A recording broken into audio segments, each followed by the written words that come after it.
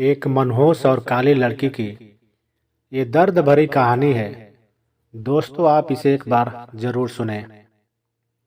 वो 28 साल की बहुत ही बदसूरत और काली लड़की थी। दांत भी निकले थे, पर उसे अपने रंग और बदसूरती का जरा भी अफसोस नहीं था। हमेशा खुश रहती और एक नंबर की पेटू और पढ़ने लिखने में महाभोदू भी थी।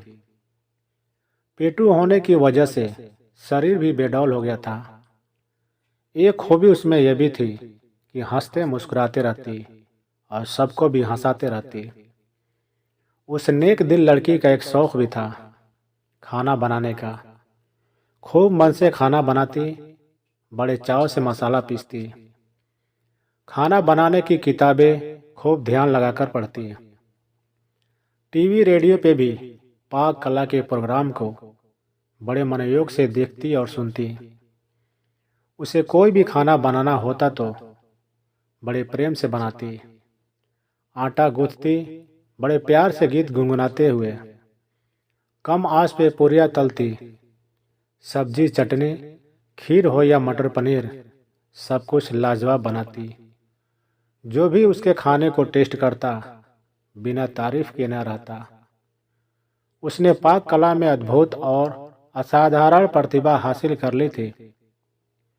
वह मनहूस थी।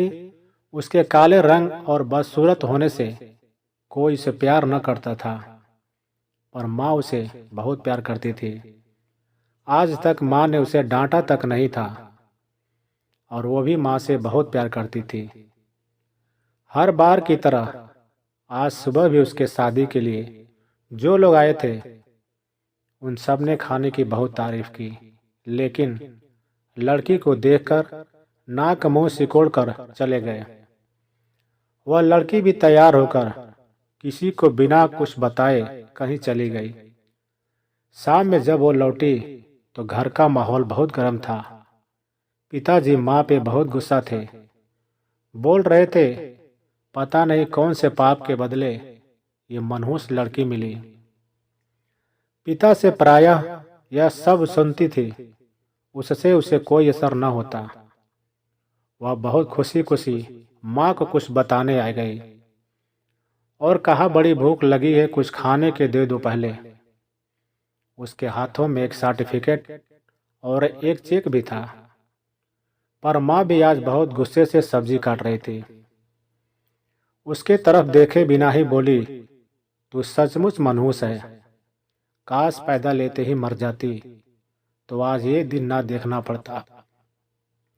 50 रिश्ता आए, किसी ने तुझे पसंद नहीं किया। उस मनहूस लड़की को माँ से ऐसी आशा न थी। उसका दिल बैठ गया और उसकी खुशी उड़ गई, और उदास होकर माँ से बोली, मैं सचमुच मनहूस हूँ माँ, क्या मैं मर जाऊं? बोलते बोलते उसका गला रौंद गया और चेहरा लाल हो गया। माँ ने भी गुस्से में कहा, जा मर जा, सबको चैन मिले। मनहूस लड़की ने अपने कमरे में जाकर दरवाजा बंद कर लिया। थोड़ी देर बाद जैसे ही माँ को अपने गलती का एहसास हुआ, वो दौड़ी हुई उसके कमरे की तरफ गई। आवाज देने पर भी दरवाजा जब नहीं खुला तो माँ ने जोर का धक्का दिया। तेज धक्के से जैसे ही दरवाजा खुला, माँ ने देखा सामने दुपट्टे के सहारे जी बाहर निकले उस मनहूस काली लड़की की लाश झूल रही थी। वहीं पर एक चिट्ठी, सर्टिफिकेट और 1 लाख का चेक रखा था। चिट्ठी में लिखा था, माँ, मैंने आज तक तुम्हारा कहना माना। आज तुमने मरने को बोला, ये भी मान रही हूँ।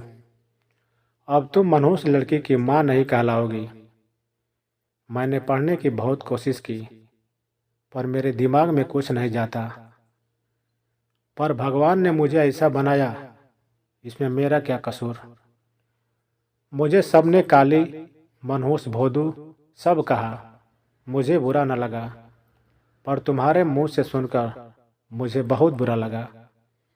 मेरी प्यारी माँ, और हाँ, आज नेशनल लेवल के खाना बनाने वाली प्रतियोगिता में मुझे फर्स्ट प्राइज और 1 लाख रुपए का चेक मिला और साथ में 5 स्टार होटल में मास्टर शेफ की नौकरी भी।